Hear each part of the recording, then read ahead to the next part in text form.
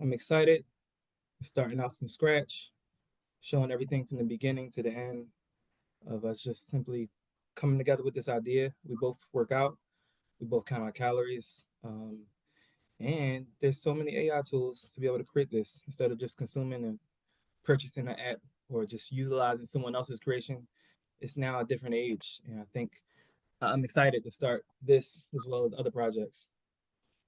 Yeah, not for sure. So we said vibe coding part one, uh, Bob Code Session Part 1. code session part one.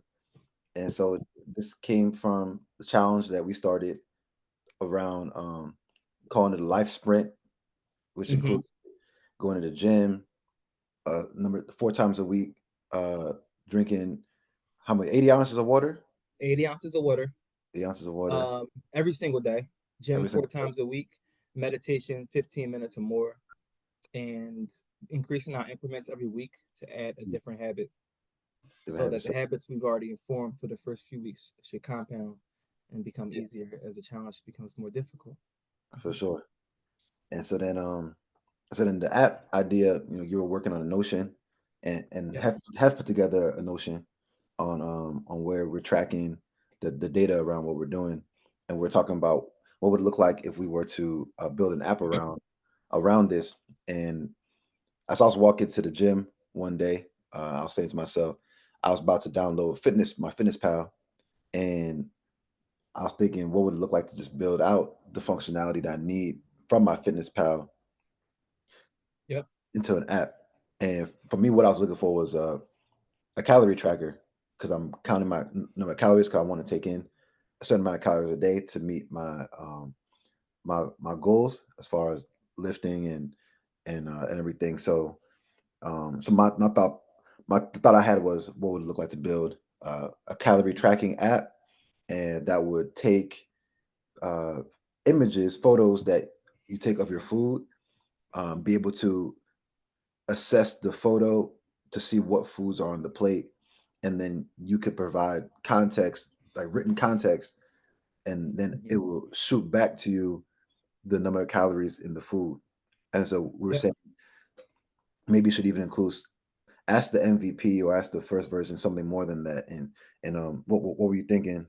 Um, we should include beyond that for that first version that you would also want to see because we're building this from a standpoint what an apps that we would use, and then what we would then being able to then get further feedback to make it ideal for people who are just interested in whether it's counting their calories, weight loss, Mm-hmm. fitness, and whatnot. So for you, like, what else Yeah. would you see in it besides just counting your calories? Personally, I'm all about trying to increase my muscle gain from week to week, month to month. And actually, the gym aspect is actually a lot easier than I thought it would be, and the nutrition aspect is a lot more difficult. Mm, And not just counting the calories, but also counting the amount of carbohydrates I'm taking in, as I compare the fats, carbs versus the protein intake. Because I'm trying to increase my protein intake so I can get the allotted amount of calories for the day, which is already difficult without a tracking tool. But then you don't know if the percentage of protein is accurate enough from the daily goal standpoint. So for me, ideally, it would track, you know, all the nutrition information, ideally just for my muscle gain and week to week, but also so I can kind of see also am I getting enough vitamin D from the food that I'm eating. And a lot of times the back of most products have all the nutrition information in it, but I actually had to type it in and input it in other apps. And so it would be ideal if we can just take a photo of the actual, like if I'm drinking this Celsius, I have a bottle and I can mm, have a photo of this Celsius, and I know, how many vitamins, how many calories, etc., yeah, without having to do any manual application and utilizing the AI to do it for me. mm, for sure. That sounds And, good. and lastly, I typically, and I think most people do, eat the same things from week to week, month to Yeah, month. It may be a variation with fast food, etc., or if I'm out to eat or at someone else's home. But for the yeah, most part, most of the food um, has a packaging. mm, Most of the food is the same thing from week to week. Like I typically mm, eat the same foods, even if I feel like I may have a variation. When I started manually tracking the data, I realized that I myself and most people typically buy the same things over and over. So Yeah. you'll start to create a database, and you'll start to be able to predict, what you're going to eat, or have more Mm. control over what not to eat per se when you go Yeah. shopping. So ideally, I'll be able to track this and see from week to week, to month, to see how much I'm purchasing, and the foods that I want to replace maybe. Mm-hmm. Yeah, most definitely. And I think as we're doing this, like we want to be thinking about what's the most basic version of what we want to build? What is that, you know, what's the minimum viable product? What's the V1 version My, of this? What's the one feature really that I would I mean, no, not to cut you off. When I think about that, like right now, we're in the challenge, and yeah. what's going to like move the needle? Uh, Something that is just literally going to give me a tool to scan this product and Mm, show me the nutrition information and input it to my daily allotment. So I mm, know I have to do the least amount of work possible and be able to make sure I have the number of calories and number of protein intake that I need from day to day. mm. That to me is the best MVP. Okay. All right. So now when I think about building something like this, and we know the different tools that are on the market now, we've got Lovable, Bolt, which are good more so for design. We have Replit, which I say is almost like in the middle, in that it's user friendly, but at the same time, it can do more than Replit, and it can do more than Bolt and Lovable. You've got Cursor, which I look at as what can really help you build out something that's actually full stack, and it's very similar to, you're familiar, with VS Code, which Yeah, a lot yeah. of was used traditionally, Mm-hmm. and but it's AI powered. And then you also have other platforms like Windsurf is one where a lot of people actually comparing Windsurf and Cursor now. Windsurf was formerly called Codium, and they rebranded to Windsurf. And the way that it goes about creating its responses, it does it where how it says it gets the context better of when you're prompting, versus, so it's a little less in a way of like, in the case of Cursor and these other tools, they predict what the output should be, whereas Windsurf like will actually take from the context. Um, but either way, you're in the driver's seat, um, and so I'm thinking what we could do, because you think about lovables and the bolts, they're really good with design. So I'm thinking we could start with lovable, kind of detail out the structure of what we want to build, and then we can take it to Cursor, and then the majority of this we can do through Cursor. But we also like kind of talk through the groundwork, and then also the process of using these large language models for the research and understanding what we need. I think that's the part. I think that part, people are watching this and wanting to build their own apps and build their own products, they can see how the information is out there, and the process of going about like taking that information in order to bring something to completion and like work Right. through the bugs. So I think this will give a realistic uh expectation of what it looks like to put these things together.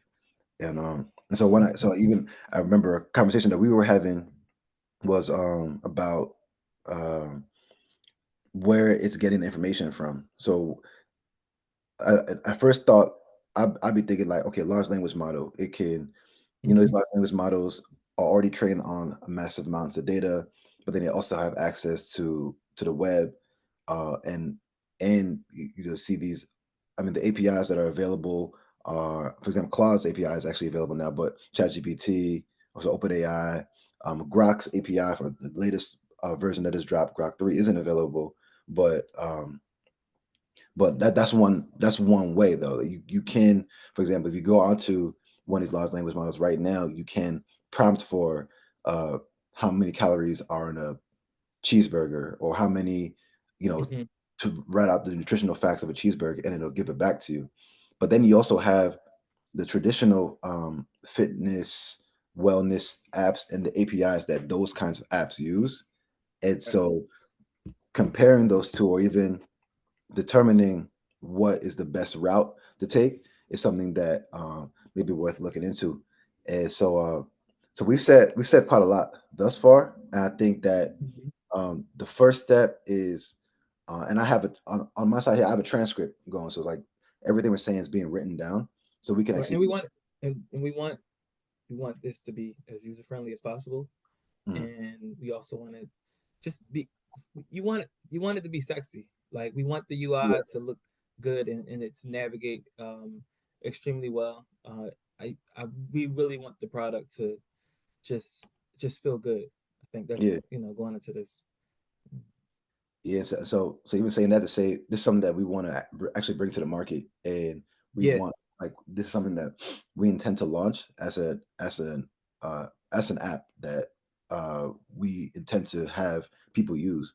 Um, so we're approaching it with that level of seriousness, but at the same Mhm. time, it's also an exercise of what it looks like to go from scratch, from zero to to deployment over a period of time. So this first session, we're doing for an hour. This is part one, and we can keep doing these Sure. sessions, up Yep. until completion. Um, and so two things that I think about. So I'm thinking about what we were just saying around what should we use in order to build it, like what should the integrations be, and then the other thing is like you said, the UI and the design of it. Because especially if we're starting with Lovable and then taking it to Cursor, so we're starting with the design. And in my mind, it's like I want us to get to Cursor as quickly as we can. But it's with Cursor, you control a little bit more in the way of the design of it, Yeah. whereas Lovable will kind of like put something out there for you that you can decide to kind of tweak and put another direction. You can kind of just communicate what you want to see. Yeah, similar to VS Code. I think it's a good starter, just to start with a foundation and create what they think you're trying to prompt and trying to create. But with Cursor, we have more autonomy over what is created throughout the entire process and iterations of it. For sure. And that's what I've gathered with Cursor. So that makes sense. So I want to take well actually how about we do this? So do you want wait what version of ChatGPT do you currently have? I think Is it the free or the I don't pay the subscription. okay, so let me pull it up. Let me pull it up on my end. ChatGPT then. But I wanted to just copy I the need O3. was that? I said I need O3. Oh yeah. No, I wanted to copy the transcript just so because we could plug that into the LLM just based Oh, off okay. because that's something that people don't think about a lot of the time. How the conversation you're having, like you could literally just That's plug the that prompt. conversation in Right. and prompt off of that. Like just use that as reference, and they can now Hmm. give you. It'll now structure the information. It'll tell you what it'll tell you what you want to build, like because we Yeah. said it actually in other Yeah. words. And so I think especially for communicators, like people who are, for example, really good communicators, but let's say don't like writing, for example. Like Right. they're just like definitely like an arts type. Like people I know who they don't really they aren't really into writing, but they are great communicators verbally. Like they're Right. always this is perfect for that kind of Hmm. person where it's like someone who's always saying, I know what to say or I know what I want to write and whatnot, but I don't know what to actually put down on paper, or you might go through writer's block and whatnot. Like that problem is solved now. And True. you know what I mean? Even the tech aspect can be intimidating of Yeah, starting with Cursor or any of the tools. So knowing that you can just have a conversation with your partner, friend, or mm, speak freely amongst yourself and record it about yeah, what you're trying to create, and before you even start making any progress, you can literally upload the transcript just to get mm, feedback on your thoughts, just to get for sure. feedback on what's viable, and then utilize that. Like use the LLMs as an assistant. So Mm, it's just less manual work, less typing, less research. It's really profound what we can do now. no, for sure. Let me copy and paste the transcript so far. Yeah, I was actually writing some test cases yesterday on this like practice software just to start Yeah, doing some automation. And we were using one of the softwares. It's like a test software yesterday, and I'm literally writing user stories myself yeah. to be able to start testing with some of the user stories. And it just hit me. I'm like, use the LLM. Like I Mm, literally just said I plugged everything into the LLM, the actual Yeah. URL, and said I want to create test cases around this. Mm, And it was what took me 45 minutes. I was able to do in less than the 15. mm. Yeah, no, those are all real use cases, and you have to use the tools to do those things, right? Like, 'cause a lot of people ask like, where do you start? But it's you start by just taking action, and Yeah, you start learning what's gonna be most effective for you, and for by like sure. seeing these examples. You see my screen, right? I can. All right, so all right, so I'm about to take the transcript that we've set up until now, and I'm just gonna ask it to um, can you give a brief overview of our conversation so far in 2 to 3 sentences?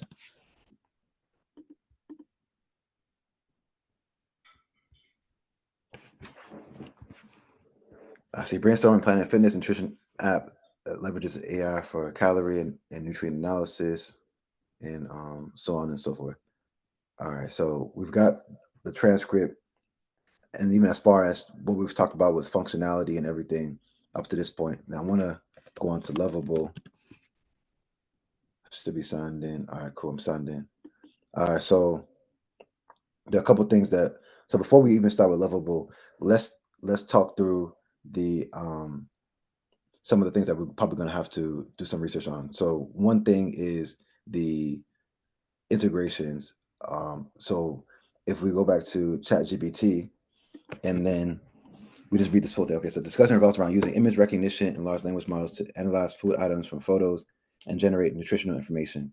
You're considering different tech stacks like Cursor, Lovable, and Replit to build the app and discuss how to structure it as an MVP, starting with a simple scanning function that logs calories and macronutrients.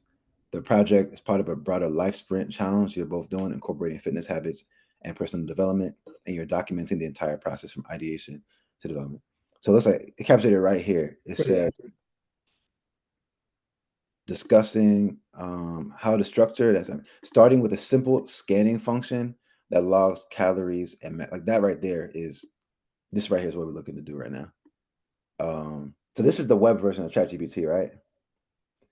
The desktop version of ChatGPT, which is here, um, you can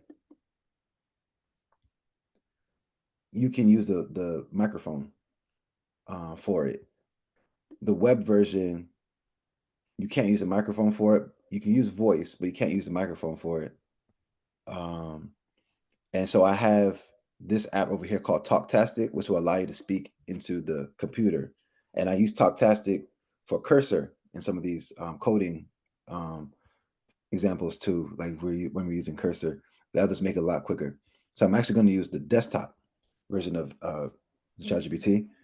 And so one of the things we were discussing was, so one of the things we were discussing is whether we should be looking more at the fitness, health APIs that we can plug into to get nutritional information that is already from an existing database that other fitness or wellness apps may use, versus using uh, a large language model and the massive amounts of information that these large language models have been trained on. And so we're trying to figure out if it's better to go in one direction or not or the other, if it's something that should be combined in some way. And then other things that we need to think through is the image recognition aspect of this. What are we doing image recognition through? Should we use something like Google Vision? OpenAI does have something around image recognition. Are there other examples that we should be thinking about, maybe even outside of the uh, large language model, these AI infrastructure companies? Is there something involving like a particular kind of library that we should look into? Right. So those are some of the questions that we need to answer. If Yeah. if you can help us with this right now, you got any thoughts? while we plug this in? No, that's perfect. I've never utilized it in this way. I would have had to type everything out. So this is perfect. And see how much easier that makes it too? So much easier. All right, so here's how you can break this down. Deciding the best approach, choosing between fitness APIs versus large language models. Each approach has its strength, and it may be best to combine both strategically. Here's why. Option one, using fitness and nutrition APIs. Pros, data comes from authoritative, verified sources, more structured and accurate, easier to match food items or barcodes, often includes micronutrient breakdowns that LLMs might not be able to provide. Cons might require API subscription fees, less flexible in handling custom or homemade meals. Um, Popular APIs to consider: Edamame, USDA, Food Data Central API, Spoonacular, MyFitnessPal API, unofficial, Nutrit Nutrinox, was it Nutritionix? Okay, option two, LLMs can analyze Nutritionist. nutrition. LLMs use large language model, can analyze and infer nutritional estimates even when exact matches aren't found, can interpret user provided descriptions, more flexible for cultural foods, home cooked meals, no reliance on external API rate limits. Cons, LLMs aren't always precise and might hallucinate, make up data. You may need to fine tune it. Less structured, best use case for LLMs when users describe their food rather than scanning it, when trying to suggest nutritional alternatives or substitutions. Recommendation, hybrid approach.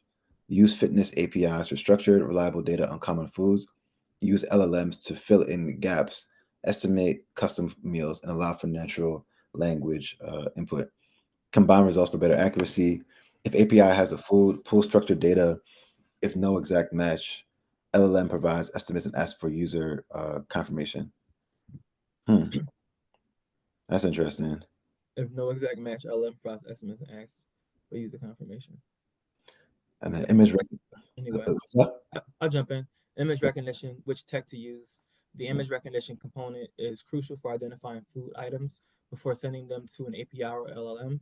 Here are some potential solutions. Option one, Google Vision API, which you already noted. The pros, robust food recognition can identify branded products and generic items, can detect multiple objects in a single image. We like that. Example of full plate. As you also noted, easy to integrate with Firebase and Google Cloud. Cons, it does not provide nutrition info directly. It can recognize banana but won't tell you the calories. Okay. Then we have OpenAPI's G4 Vision. You also noted the pros can't recognize food and describe it in context. Can. This is a bowl of oatmeal with bananas. And it can also interactively ask the user for more details. Is this oatmeal made with milk or water? The cons is it may not always recognize branded products as accurately as Google Vision. More experimental. That makes sense. And then option three, other AI-based image recognition APIs. Clarify, haven't heard of that one. Strong food recognition, commercial use cases. Amazon recognition with a K. AWS-based image analysis.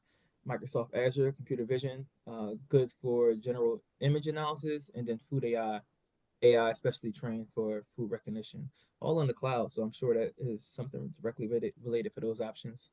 Then we Hmm. have option four, open source computer vision libraries.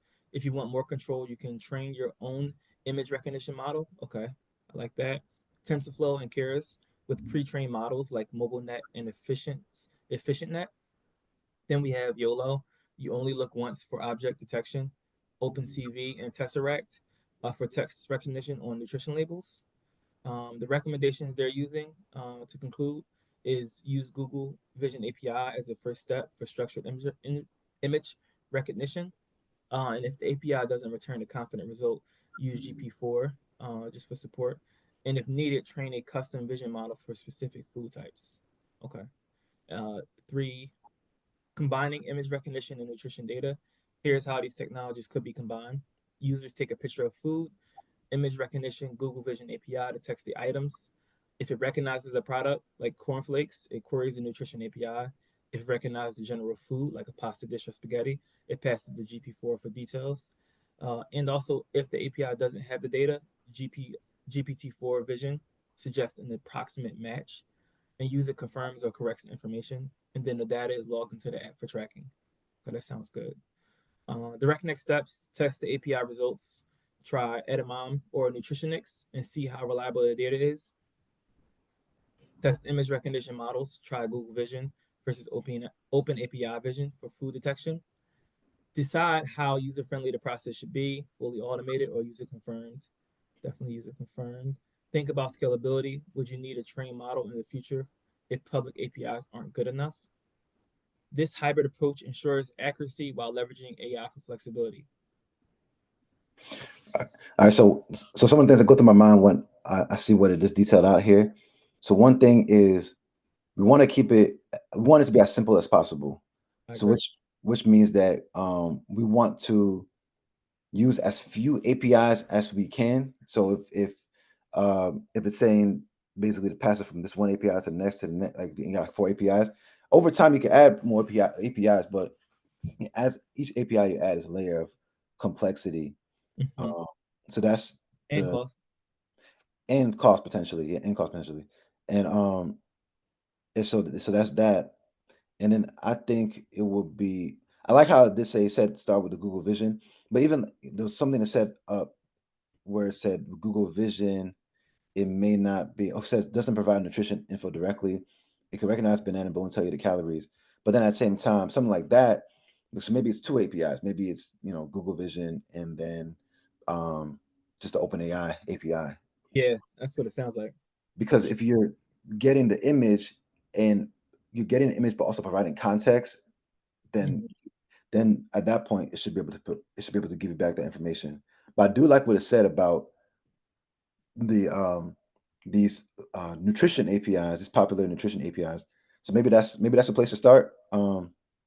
Yeah, because I'm assuming that this is specifically for this, and more than likely these AI Yeah, APIs are already being trained to integrate more and more information as far as food products in the database. that's a good point. Assuming, so we can look into that. But with Yeah, that being said, then it's going to be ever changing and growing as far as the product recognition. for sure. And it said edamame and it said nutritionics as examples. I don't know why I chose those specifically, but maybe we could start with edamame. You want to just look at the difference between the few? Well, actually, it's crazy because I went to my natural inclination was to go to Perplexity. I was Uh-huh. actually saying was to go to Google, but like the place to actually go to is Perplexity Rest in or or, peace or to Grok at this point, right? rest in peace to going to Google.com. Yeah. Uh, so we could even come back to we come back here, take these. Can you compare and contrast the following uh, nutrition food APIs? You want to talk about what we're trying to do? What was that? Would it be helpful here to ask to tell the AI what exactly where the goal is based on comparing them? Like we're trying to create an app and utilize which one is the best case or not necessary. I think I think that's a good idea. So I think let's use Grok because I noticed that with Perplexity, it's more so the search, so it may not take as much in way of the additional information because it's not necessarily like communicating with a large language model. It's more like I look at it more like a Google What on output? steroids. Mm-hmm. Grok will we could definitely add that additional Grok is context. closer to like an AI agent. Yeah, like the research as far as the research side of things goes. So we could do the deep search, and then what context do you think we should add? Just I mean, you can probably just copy and paste what we had from the previous transcript, just because this is an entirely different LLM, so they don't understand the foundation of what we're doing. Um, remember the paragraph that we had already? It tells exactly what the goal is. So Um, right there, I was right here. yeah, you're brainstorming. Yeah,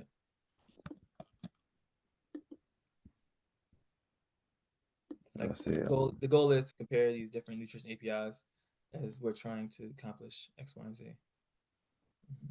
Mhm. Um, different tech Yeah, stacks. Starting with simple scanning feature that logs calories, macronutrients. I'll even take this part out. Yeah. Nutrients. Can you compare and contrast the following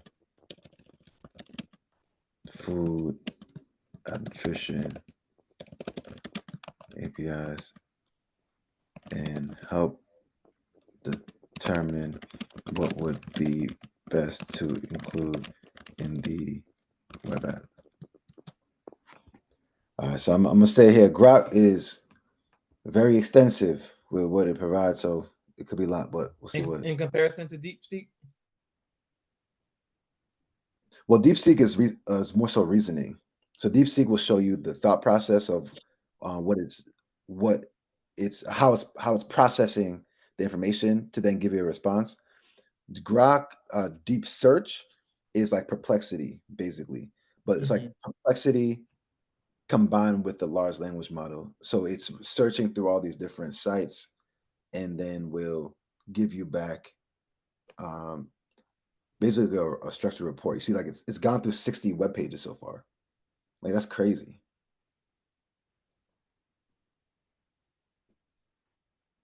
And then they have Think, and Think is what DeepSeek is.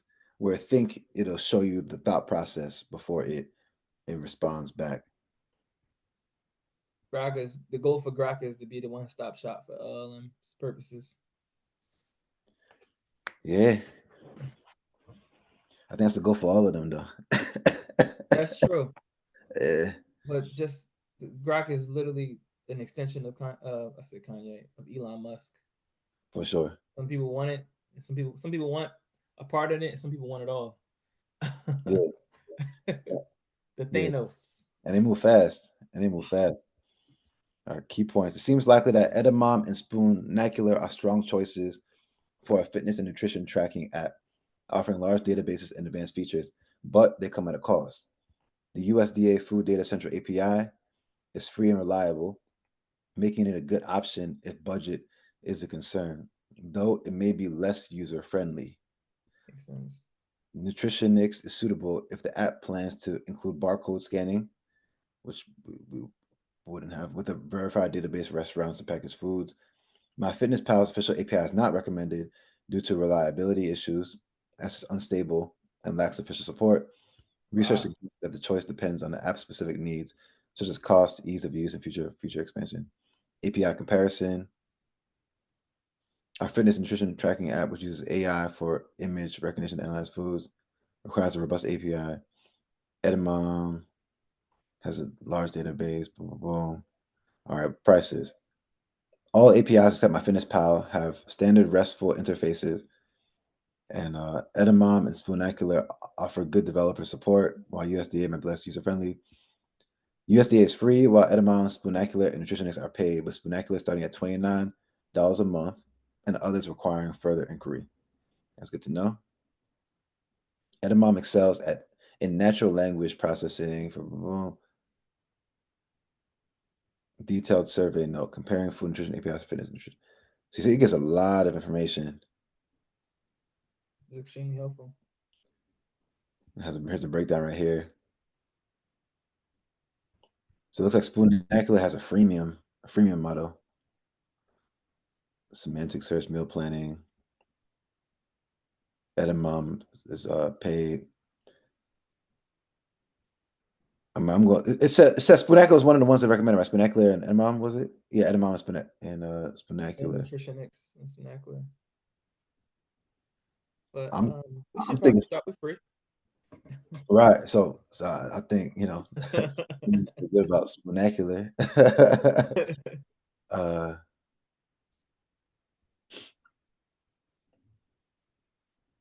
maybe ones makes sense too. So I think Spoonacular. If I'm just looking at it, Spoonacular. Let's look into Spoonacular further. Let me. It's down at the bottom.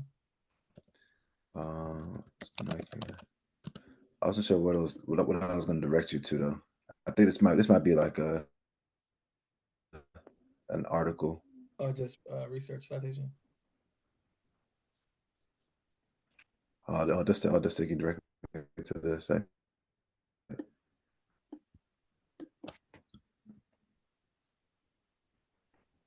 So we got 150 points a day, then no more calls, 1 request. Cook, 1,500 points a day, then 0.005 per point, 5 requests. Still want to end up needing to pay for it Culinarian. eventually. For sure, for sure. And granted, like, I mean, when people we intend to have paid users on here, so For that sure. shouldn't be the issue. But to at least to start, obviously we want to keep the cost down and to Yeah.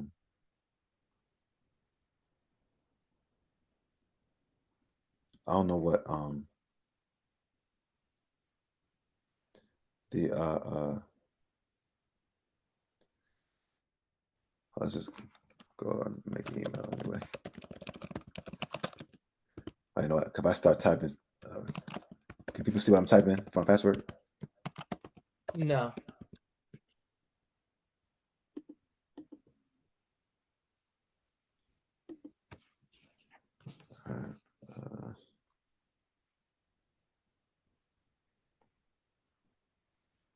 All right, so Yeah. we are now in Spoonacular. Let me pull this up. So the main page, the only food API you'll ever need. Our knowledge engineers spent years crafting our complex food ontology.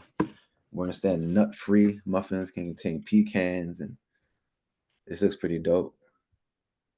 What I'm curious about those, just so like in the pricing, it talks about points and then requests. So when it says request, like one request, it can't be saying one API request, can it? Because each time you're doing an inquiry, I imagine that would be a request. But if the largest option or the highest option is only 20 requests, then it can be saying that it's got to be whatever the points are. So that would mean, reading through the terms to understand what the points are, or likely, or maybe it's the docs. And the great thing about this is, as we go through and get to the end product, we can always utilize a different database later on. For sure. Mm-hmm. The fact that For we have sure. the option, even once it's built. Mm.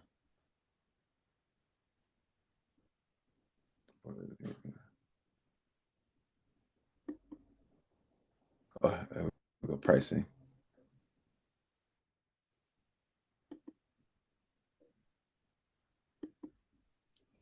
What are the requests, tiny requests, and results? Every API plan comes with a lot of number of requests, tiny requests, and results. And every endpoint costs a certain amount of these. Here you'll find a comprehensive list Here we and go. what the quotas are.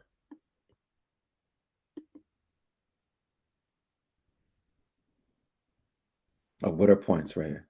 Each API comes with a daily quota of points. Every API call costs a certain amount of points. Usually every request is 1 point and 0.01 points per result returned, but there are many exceptions. At the bottom of each endpoint, you will find information about number of points required for the endpoint. When you are on the free plan and your daily quota is used up, the API will respond, blah, blah. All right, so when I look over here, all right, so the request, the tiny request, which is they say is 0.01 points, and it says 150 points a day for the free model, which that's pretty decent for a Not bad. freemium when you're just like testing something out. Yeah, for sure. That's not bad. We're both of us together. We won't even come close. Yeah. Well, we'll see. We'll see what happens because the thing is like the testing, when you're testing it if you're like working through bugs and stuff, Right. that's the only thing about it. But It's again, it's daily. daily. That's what I was gonna say. 100 days. Right. Just the few sessions. I mean, that literally can stop us. Like, oh, okay, let's pick it back up tomorrow. Profile API key. But you're right, though.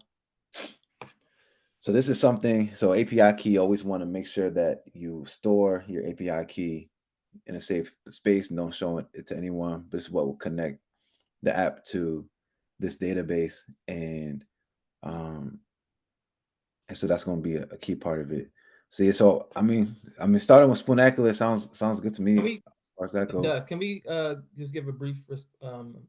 What is What is the API key? What are API keys? API is short for as a acronym for Application Programming Interface, and it's a way of being able to connect an application to either another application or to code that went into building another application.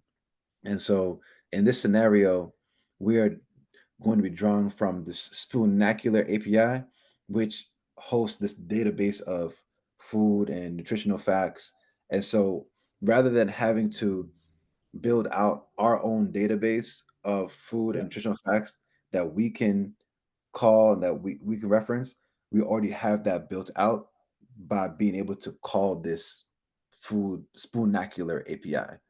And so one of the things that we've been talking through is calling one of these databases versus getting the information through a large language model, which would also be through an API. In the case of the large language model, you'd be calling from the database of the large language model, all the information that it's been trained on. So if you're Right. using the OpenAI API, for example, which is specific for ChatGPT and the other aspects of the large language model, so it may be vision. So OpenAI also has a vision aspect to it. Then you can draw from what their actual product is. In this scenario, we'd be looking to draw from information around again food facts and nutritional facts. Yeah, I love it. Thank you for that explanation. And it just this whole process today so far just reminds me of changing the way we think around creating applications and Yeah. understanding that with and going in with the notion that almost nothing new is under the sun, but Hmm. also that you can create anything that you don't see, Yeah. but utilizing the tools to help you get there a lot faster. Because we utilize the LLM to help us get our thoughts out and curate them in a way where we now had a stringent focus process of what to do next, Yeah. because the database is already there. Yeah. And then we also noted that we could utilize this Nutritionix and Spoontacular Mhm. API because they already have a food database instead of us trying to create a new one. It's our Right. it's already there. And we also Right. started by saying we're creating that from scratch, but also Mm. noting that we could use the GitHub repository for Mm. someone that already created an app that may be similar and use as a template and then build on it and make it our own.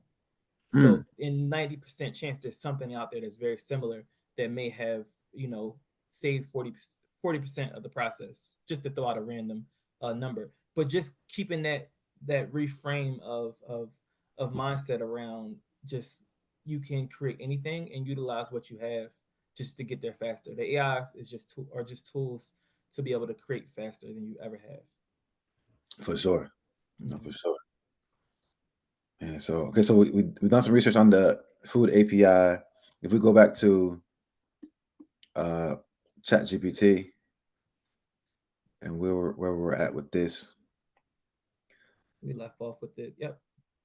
so we said Spoonacular, or test image recognition models, try Google Vision versus OpenAI Vision, um, decide how user friendly the process should be. So, question I actually have is one thinking about Google Vision versus OpenAI Vision. So the Google Vision API, and correct me if I'm wrong, is different than the Google Gemini API, as in for its large language model and the multimodal aspect of Google Gemini versus OpenAI Vision is that's tied to the OpenAI API. So that would be we could use that for using ChatGPT but also for the vision. Am I correct, or can you give me some information?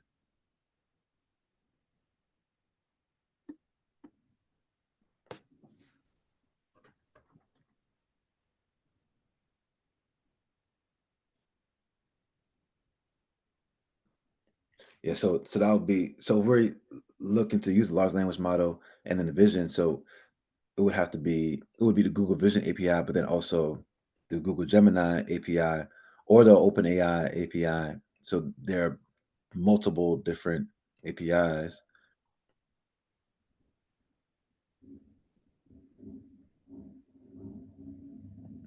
versus can multimodal AI can see and interpret images.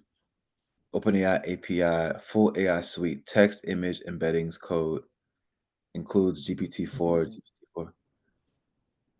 And it's not the case with, well, actually, Google Gemini API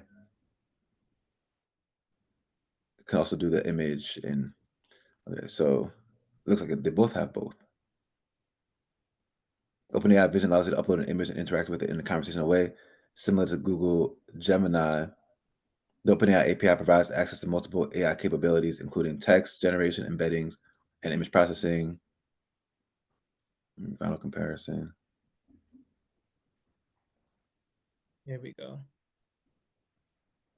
If you want to identify food and pull structured data, use Google Vision API. If you want an API that can think about images and give a detailed response, how healthy is this meal? Use OpenAI Vision or Google Gemini API. If you want structured nutrition info, use a nutrition API. Google Vision, GPT-4, Google Gemini final thoughts. Google Vision is better for structured food. Google Gemini is good if you want to interact with AI with image. OpenAI Vision is more conversational, flexible.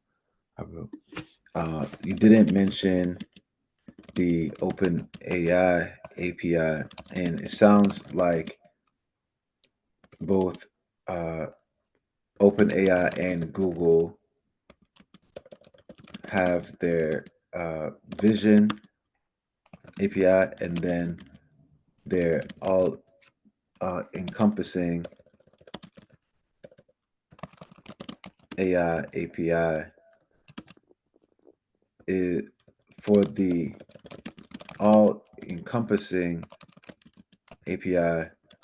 Why not just use that rather than having to use multiple? Mm-hmm. That's a good question. Sounds like it's going to be a hybrid. That's the most ideal. You're absolutely right to focus on the all encompassing. Let's clarify. Does OpenAI and Google have both vision and general? Yes, both OpenAI and Google provide a specific vision API and a broader API that includes multimodal capabilities. The short answer is you absolutely can, but it depends on the accuracy, cost, and flexibility. OpenAI, what it includes, best use cases, Google Gemini API, Google Vision, conversation, image understanding, can understand what is this meal, estimate missing nutritional data,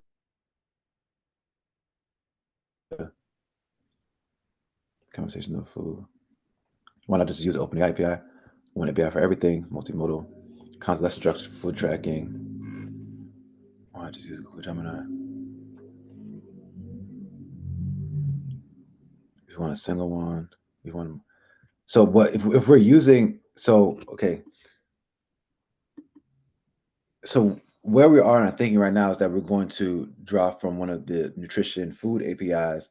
Uh, Spoonacular is what we have in mind. And so if that's the case, and we're going to be drawing from that database, then combining that with the all-encompassing API, maybe the OpenAI API, for example, sounds like it could be a good direction to go. How do you feel about the OpenAI all-encompassing API versus the Google Gemini API? And does this make sense?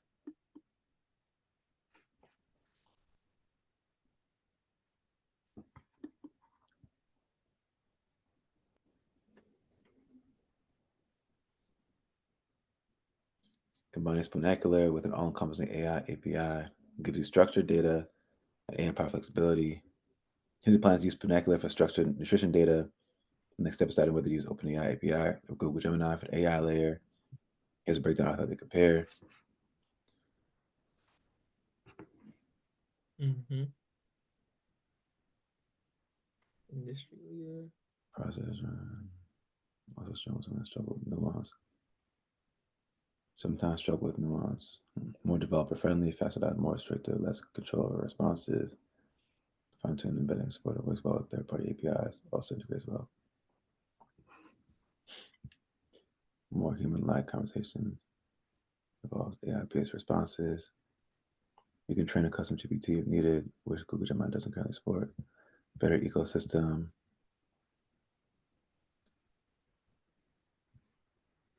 Ensure it returns the right data. Set up OpenAI API calls.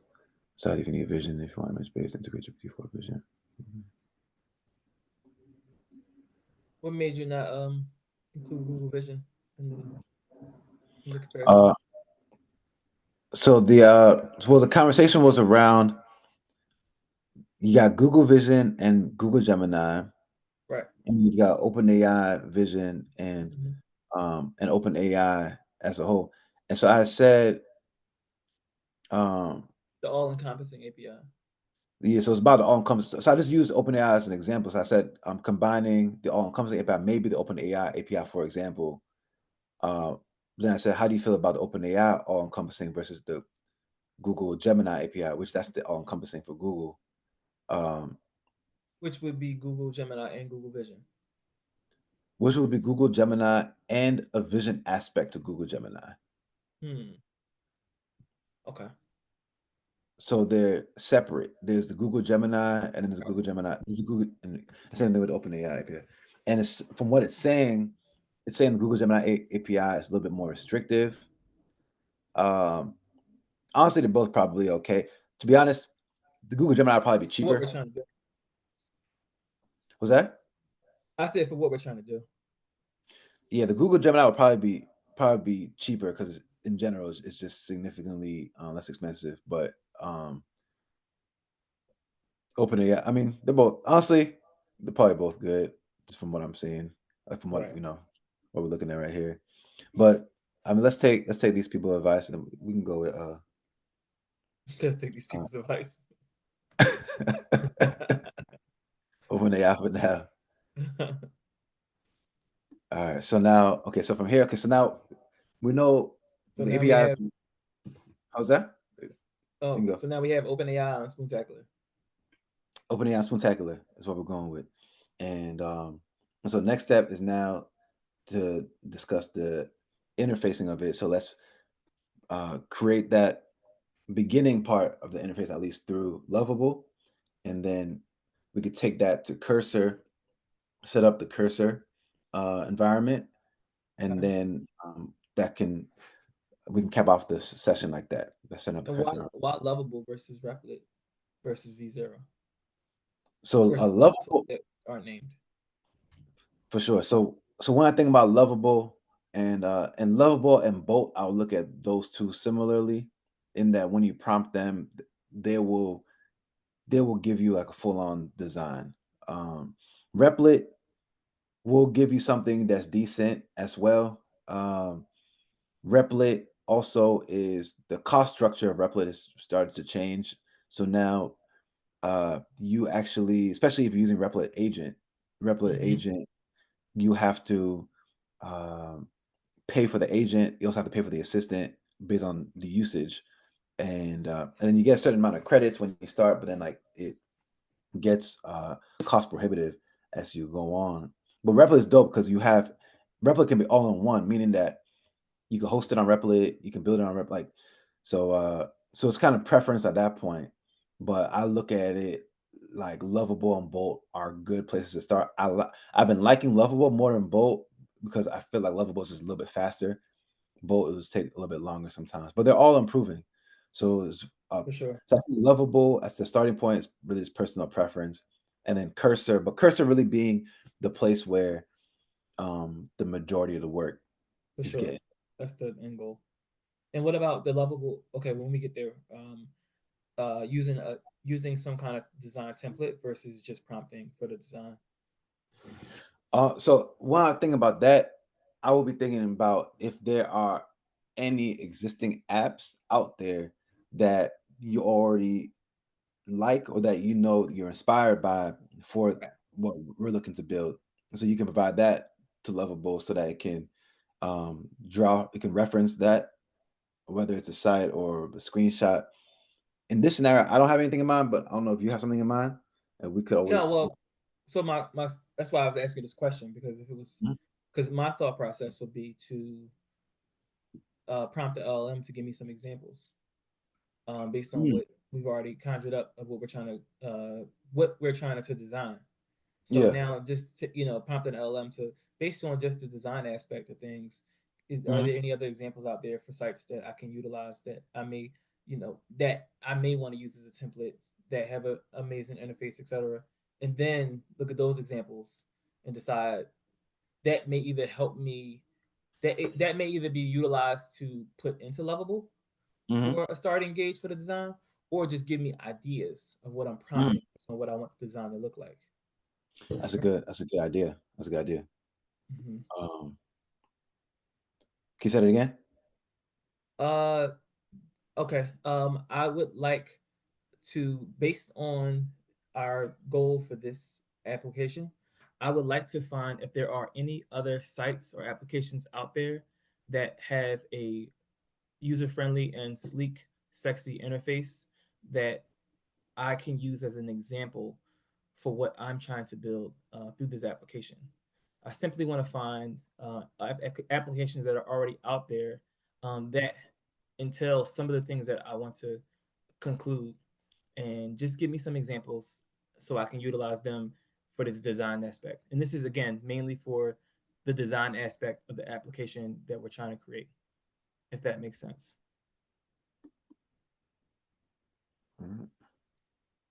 I love how I can just communicate my thoughts without having to edit, um, Mm-hmm.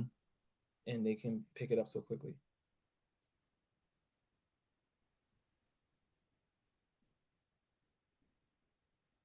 To inspire design, Look, consider small fitness examining. style. Mm. Okay, shred app. I already think that's gonna be good. Shred that. I haven't heard of it. I could just looking at the interface from the small image. I'm just guessing, but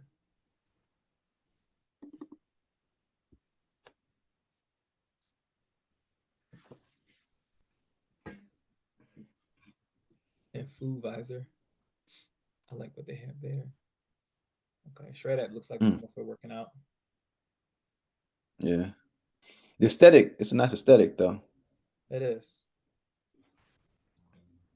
I'm also gonna put the apps you mentioned here, they all seem to be mobile apps. Do you have any examples of web apps that are also mobile friendly that you can provide as an example, as we will be building this from a web app perspective?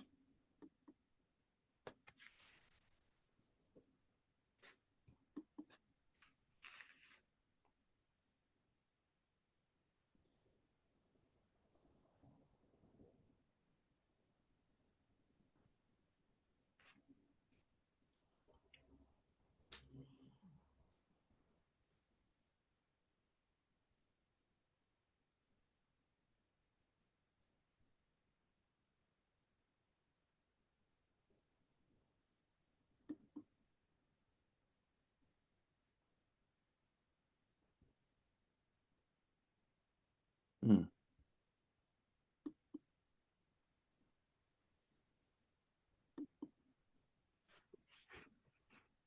It's more so the mobile interfaces, though.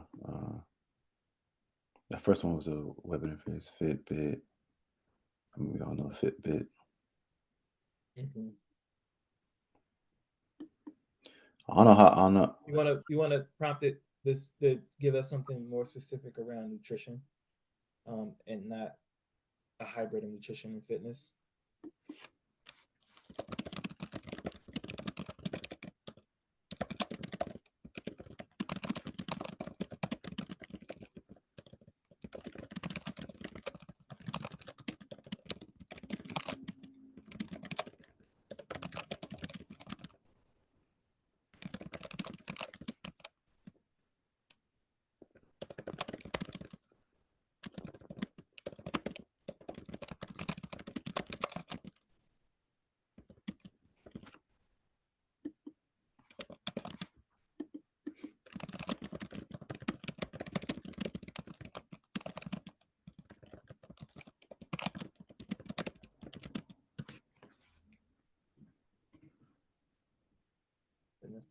probably still made the list. Is there?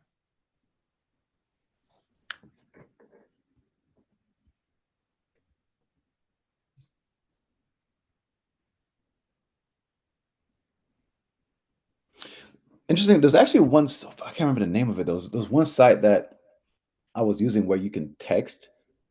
You could like send an iMessage to a number with what you ate, and it would send back the calorie count, and then it would compile it on this website basically.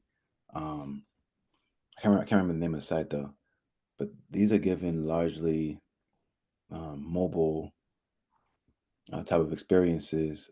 This is pretty uh, Mm-hmm. okay. This kind of makes sense over here. When you think about the user experience, like what do you envision? For the user experience, Hmm. uh,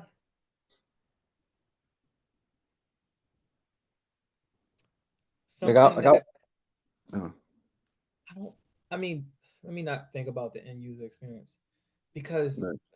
I just think about like let me just encompass all my ideas. What I'm just thinking. Hmm. One, it just has like trying to gamify it as much as possible. Hmm. Where I think about the user experience, like because it's not like something that's just oh I'm just Okay. inputting this in, but Mm. but Well, I guess the better question would be more so the user interface, because user experience we can evolve that over time. We can add game design and all those things. oh got you okay. The As design, far as just the UI, yeah. just I don't. Even looking at Food Visor, I don't want Mhm. to get too intricate on what the design aspect needs Yeah. to be. Just I haven't thought about it besides my fitness pal, so I want to just create an image of what is out there. Because in my mind, Yeah. I would just be guessing based on this makes sense versus not. I don't have enough data, so that's So I think for me, and again, because I'm looking at it in terms of an app that I would personally use. very simple. Very Uh, simple. yeah, and that's what I was about to say. I think for me, it was just like I want something that I'm going to the gym and I'm coming out. I go get food from wherever. I don't want to have to think too hard about like how I'm logging the calories. I want it to be very easy for me to just pull up the app, take an Hmm. image, type something in, and we probably should be saying this out loud. Type something in, and and then like it gets stored somewhere, and then to be able to track that data over time. And so whatever, um, but I wanted it to look sexy, but I just wanted it to like look like I wanted it to feel good. But Um, simplistic, the least amount of simplicity. steps as possible. If we can cut out a step or group steps Yeah. into the process, I think that's the best case. Like the least amount of steps possible. Most simplistic version, the least barriers to entry. I open the app. I already have an option to use my camera to be able to take that photo, and then I'm going to get an output from that, and then it's going to be tracked in some form of database for my daily and weekly breakfast, lunch, and dinner, etc., or whatever I ate that day. And it shows an image, so I can look at the image to recall it, and I mean to relate it to what I'm actually eating, so I know it's a Celsius drink that it's correct and it's not pulling up Red Bull. I think that right there was just a confirmation for me to review, and that's simple, and it's something that I would look forward to doing for each meal because the steps are so simplistic. So I'm gonna say, so we don't like any of the choices that you brought up here. A lot of them are mobile, more so mobile apps, or you're just showing the mobile versions of them, and not showing the web versions of them. And we're looking to build a web app. So so what we'd like you to do is, can you help create a prompt that we can plug into Lovable.dev in regard to the basic functionality of this, so that we can create the UI to start with. And what we want this to consist of is an app that you come onto where you're able to take an image of a food item. And once you take the image of the food item, you're able to add additional context via text, plug in additional context of the food, and then it'll return to you the number of calories and the nutritional facts of the food. And you'll be able to also it should also give you confirmation of what it's actually logging. So, for example, if you take a picture of a drink of a Celsius drink, it shouldn't come back as Red Bull, and we should have confirmation that it read it as Celsius. Uh, we want you to create a prompt that we can plug in that consists of that functionality, and then also a database that the results go into, so that we can track the analytics of it over time, where day after day we're seeing how many calories we're taking in or not taking in, and the nutritional value of what our intake is over a period of time. um I think that's a good start.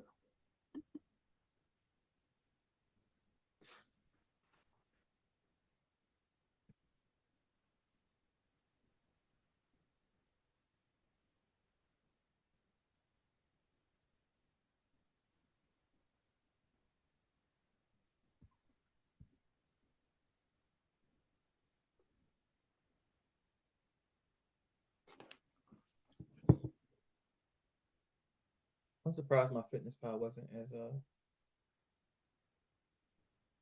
accurate based on the information they stated.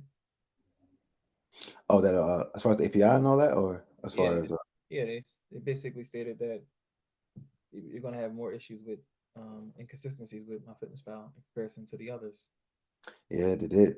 And I actually only use my fitness pal, Me too. and I haven't had any issues with my fitness Hmm. pal. But they're also talking about the API though. That's true. That's just They, the API. That's correct. yeah. Oh, it didn't go through. Fuck. That's too long. I think it was. I think it is messed up. It's glitched out. Um. It happens. Oh, that's not even. Okay, let me just type it in. Can you help us create a prompt that we can plug into Lovable.dev that uh, will show the basic functionality of what we're looking to build, which includes uh, taking an image of food items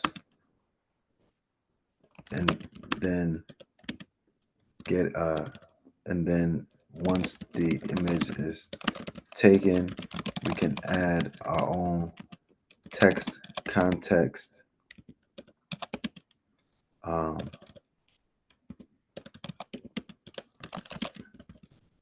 and then the app will give us results as the number of calories,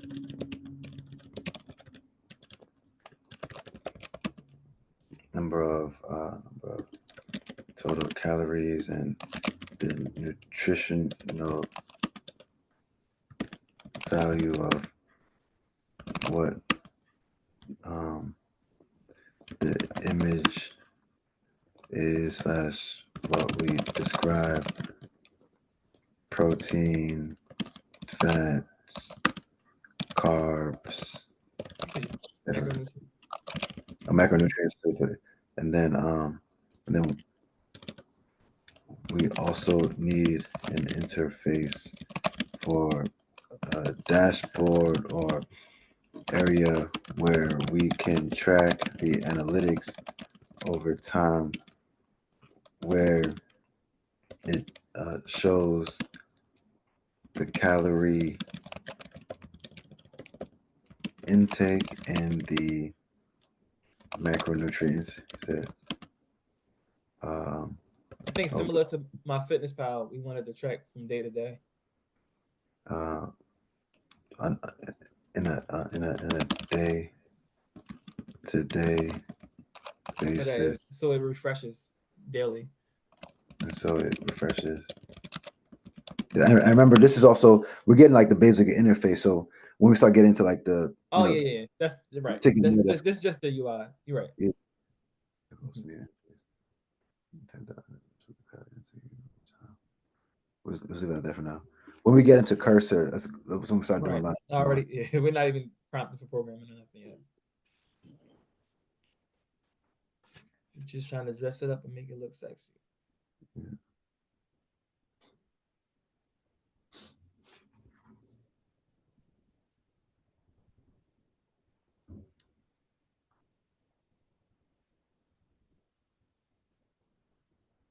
Process mail button, visual engagement result screen, calories, macronutrient, breakdown macronutrients, edit button, save button, dashboard, and analytics section, navigation, user flow, results, You like that? mobile responses. Dashboard analytics. Huh?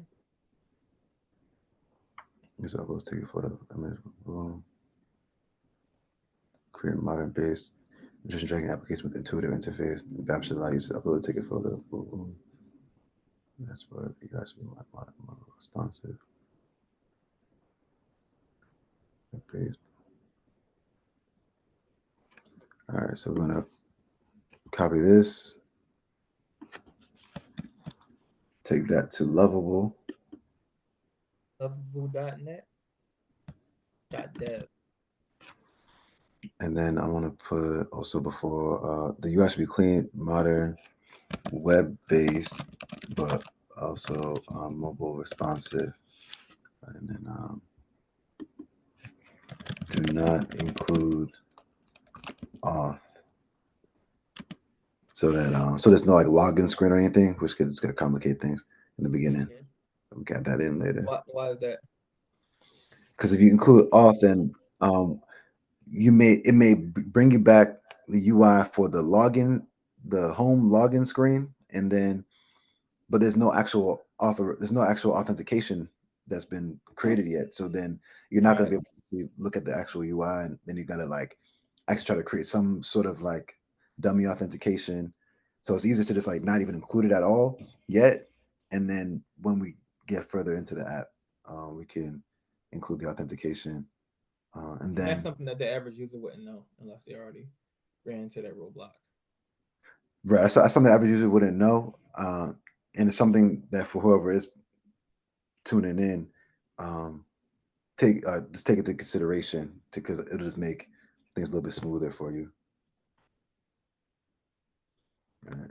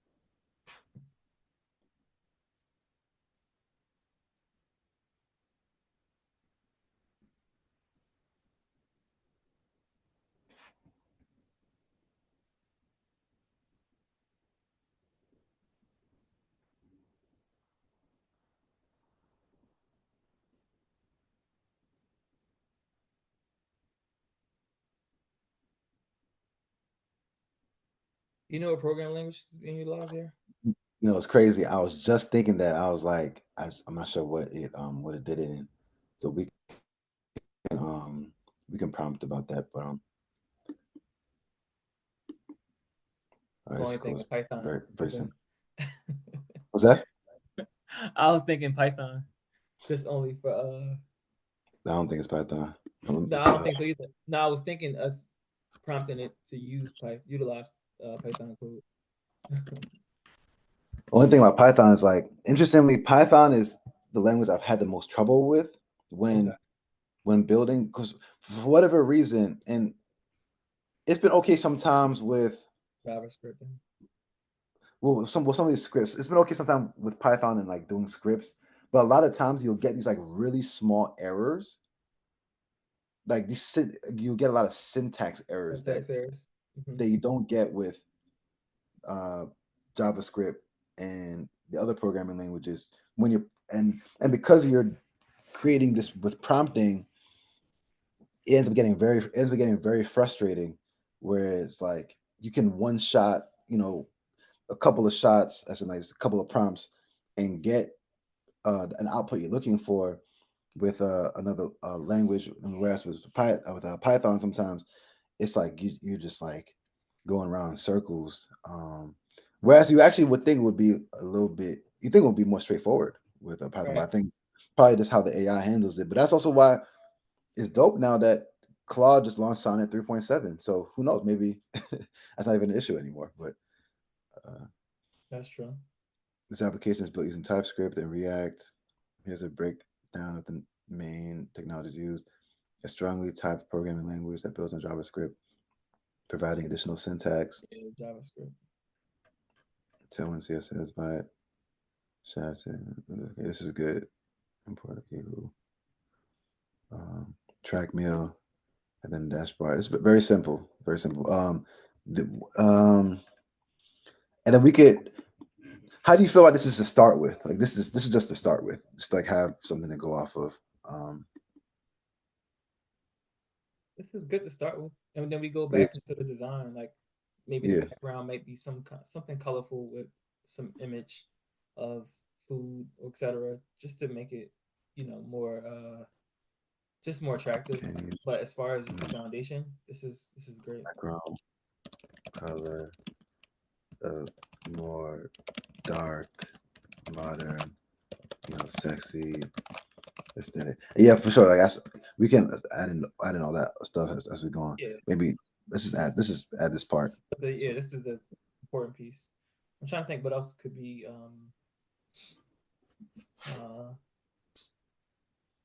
yeah, so I finished that.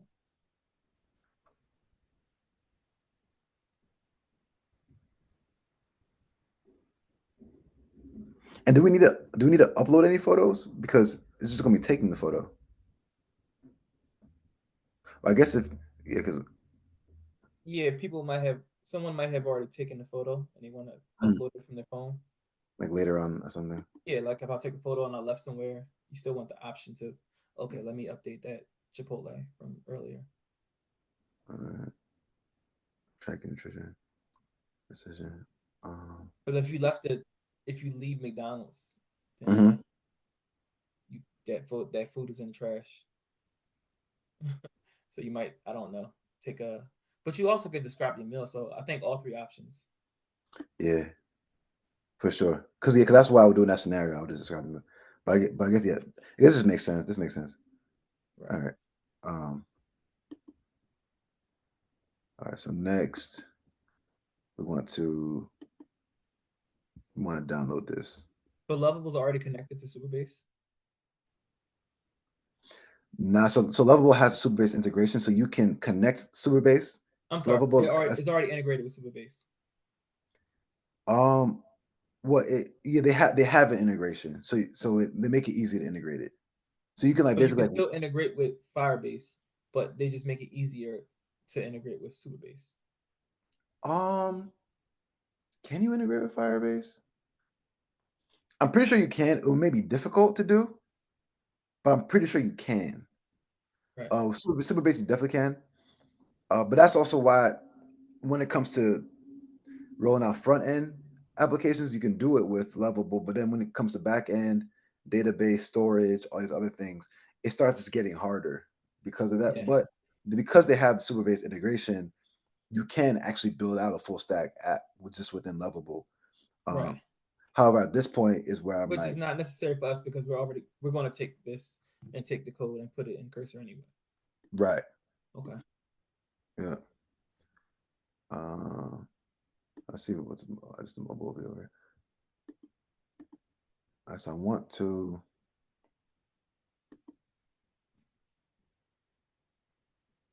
to just download it, but maybe what we do is actually just make a GitHub repo from here. Yeah.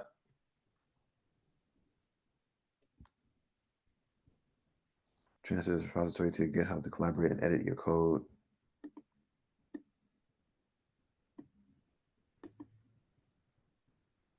Yeah.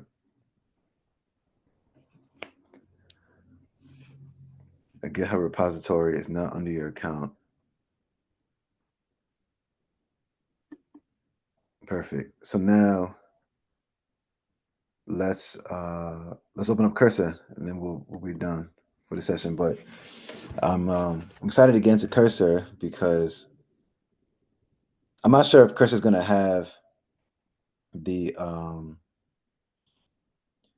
Sonnet 3.7 without me updating it, but let's see. So in Cursor, when you open it up, you can just go straight to clone repo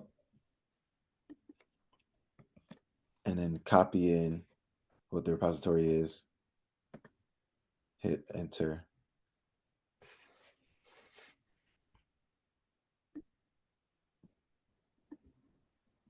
Or maybe that wasn't that, I think. Whoops. Clone repo, clone from GitHub.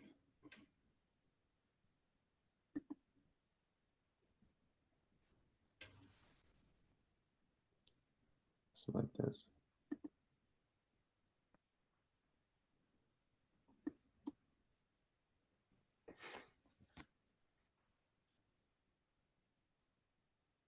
So we've got the repo here. Let's see if we're able to just even just open it up, or if there's anything else we have to do. Usually, I'll just open up a new file and then prompt for it to be cloned. But oh, they do have Sonnet 3.7. That's dope. They got the Sonnet 3.7 regular and Sonnet 3.7 thinking, and you can use it with the agent because some of them you can't use with the agent. Like if I go onto, I don't know, GPT, even Google Flash, um, maybe you can use it. Maybe you can use Google Flash with the agent now. I don't know. That's just dope that you can. That this is the thing. Anyway, I'm going to say first. I'm going to say, can you describe the code base of the app to us and speak on the programming languages used, and then run it as it is using on local host. So just to run it locally to then and then we just kind of know where we're at, and it'll install dependencies and just configure the app.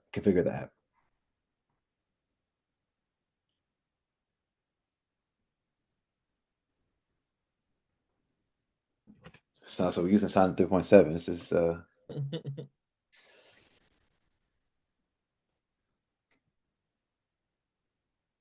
we in the deep end.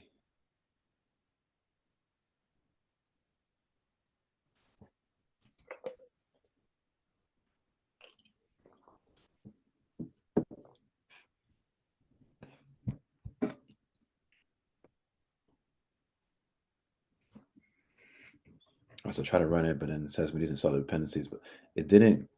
I should have just said, tell us about the code base, because it didn't describe the code base to us first.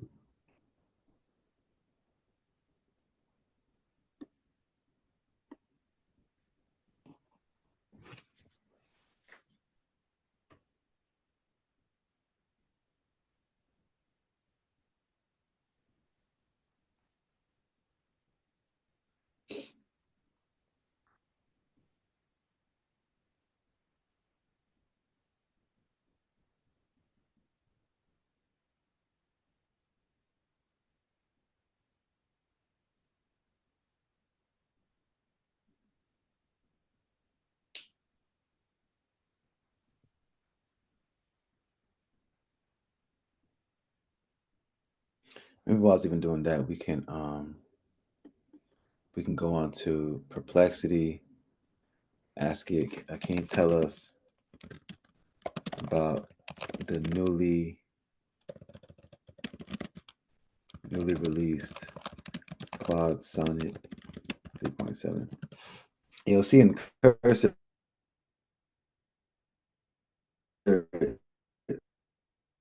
it's saying how it's moved upgrade. I got the $20 month plan. It's gonna want you to upgrade the plan. One thing about Cursor that is good is it's basically unlimited for $20 a month. Whereas Lovable, for example, there's a token limit, and then after that, you have to keep going up in tiers. Whereas Cursor, you can still prompt. All right, 3.7 released on 24th. Most intelligent model. Extended thinking mode allows for step-by-step visible reasoning, improving performance on complex tasks. Anthropic introduced Claude Code, a command line tool for agentic coding. Interesting. Available as limited research preview. Emphasizes responsible development. Demonstrates 45% reduction on unnecessary refusals. It's dope. It's dope. All right. All right. So it's running on localhost 8080. Why did you use Perplexity there? Well, I use Perplexity just to do some research on Cloud 3.7. I was kind of curious about because it just launched. You know what I'm No, saying? I just want to know why you use Perplexity versus any other LLMs. Um, well, I use Perplexity as Google, like how I would usually use Google, and it's my Typically, go-to. It's my go-to for search gotcha. right now. Grok, I'm noticing Grok is probably the A best right distraction. now, honestly. But Perplexity is kind of it's like habit. It's like I just jump to Perplexity now, and I'll say Grok. You still do you get a right now even though it's free. There's a limited amount of prompts you get, and then you have to upgrade. But what's dope about it is that you can combine it with Twitter, so or X or whatever. I'm still call it Twitter, but Twitter, you can get a combined Twitter Grok account for $40, which is actually not a bad deal considering OpenAI's Pro model is $200. But yeah, Perplexity is just like my. I just tend to jump to That makes Perplexity. sense. Just to go to. Hmm. Hmm. All right, and so if this is taking too long, I'll just go. I'll hit pop out terminal, and then it'll send the information to the actual terminal from the composer. All right, so code base description. Based on exploration, here's a comprehensive description of the Calorie Canvas application, web app design. So all right, so it's got a solid understanding of everything. All right, so now if you go over to the terminal, click Command and then click, it'll open it up. And what exactly are we doing right now? So now we're just making sure it's like it's running like that. What we had in Lovable, that Hmm. we're that what we downloaded from Lovable, that we're able to open it up in Cursor. Okay, so we don't close anything out. Are we also saving in the information we have in Lovable as well as in So Cursor? now, if you remember, in Lovable, we transferred it to a GitHub repository. Right. So if I go to my GitHub, for example, You already had that connected to Lovable. that's already connected to Lovable. Yep. Okay. And so we should be able to see here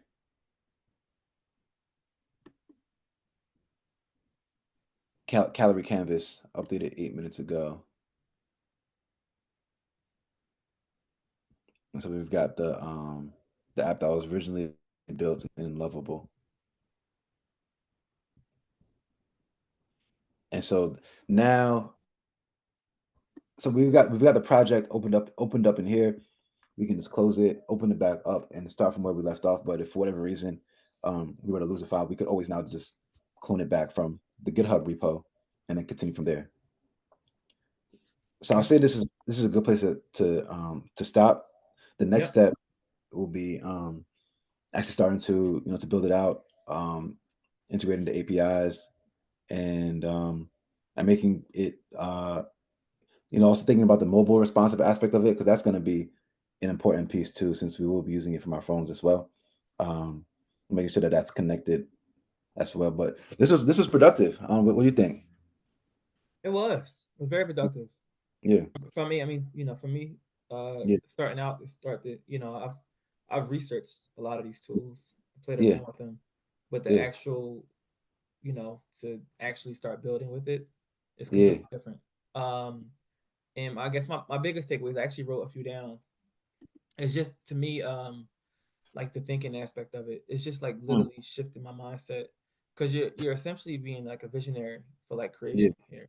yeah, Like it's like shifting your mindset for creating versus consumption, which we always say, yeah, while also utilizing these tools like as they have the database for options to support the guide your vision instead of yeah. mainly having to do the research. Where certain Right, parts I would have mainly did the research instead of just thinking my first response is perplexity or my first right, response is I don't know what my next step is, so let me ask the LLM for right, guidance there. Like just shifting around that innate right. response is a pivotal piece to save a lot of time.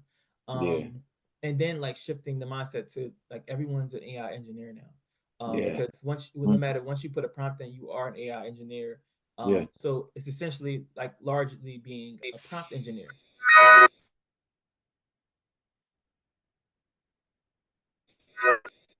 My bad. Hold on. That better be a fucking TP. He hit. Huh, you know what? Let me actually share my screen back, just so you know what I mean. We I'm do the jealous. AI thing, but we do the What you know me.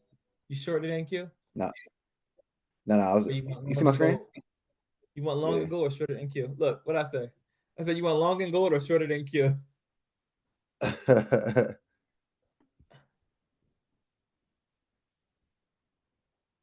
Yeah, that was my TP right there.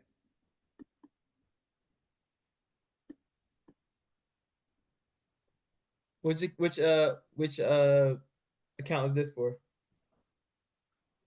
That was Traderify.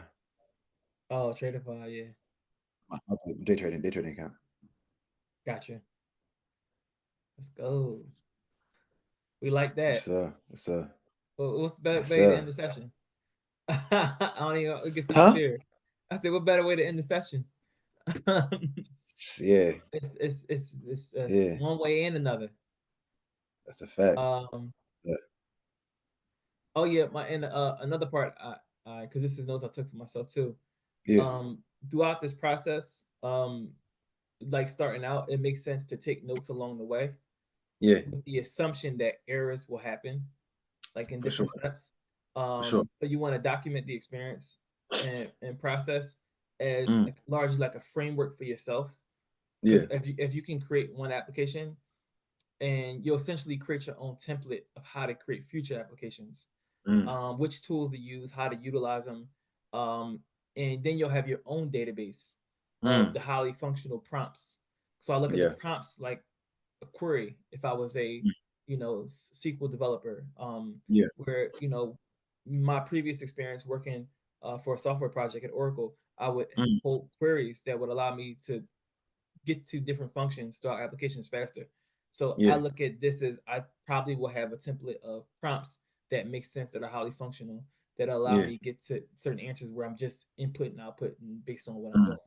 And I think right. once just starting out with that framework, it Mm, will allow me to be more successful with any application that I'm creating. And yeah. then so that's how I'm looking at it. That was my key takeaways to just Mm, start with that, just changing your shifting mindset, and then also just starting to create a framework initially, just from utilizing this one video. There's so mm. much alpha that came from just this. This is a lot. I'm not gonna lie. This is a lot. This is a lot because like we went through a lot of different aspects of even not even just building apps with AI, but how to use the large language models effectively, Yes. um, how to speed up the process of even interacting with large language models, Yes. research, Mm-hmm. navigating between different AI tools, downloading code. Like those, a lot of concepts are covered in just this Yeah.